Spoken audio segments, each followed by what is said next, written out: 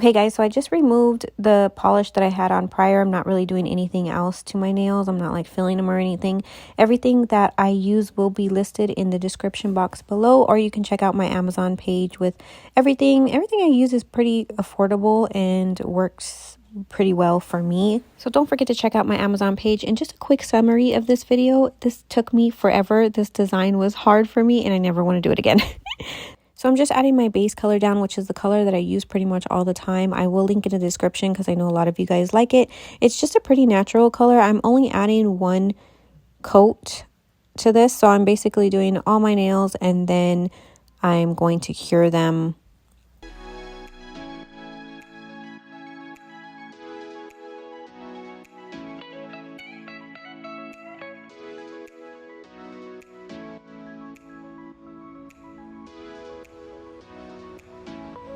And then I'm going to be using the two greens from this set, this beetle set. It's like a nail art set and makes it much easier to do nail art because the brush is so thin. I didn't have a black or white one, but I'm also going to be using black and white. I don't recommend this black polish. I just don't like it. It's not good at all. But I don't have another black right now, so that's just the one I'm going to use. But so I'm first using the light green color and I'm trying to do this design. I will link where I got the inspo from. I'm not sure of the name right now, but I'll link it in the description. Shout out to them because they did it way better than me. This was so hard. I mean, I've done another like swirly neutral with neutral colors and I don't know why it seemed much easier, but this one, whew, it was just so hard.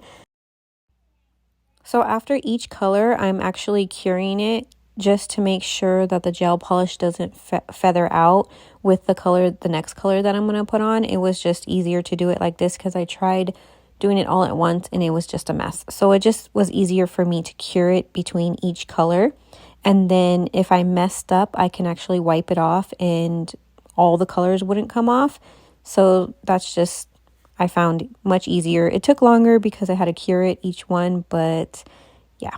So in conclusion, shout out to all the nail techs out there that do nail art like this because it is hard and I don't think I ever want to do this design again.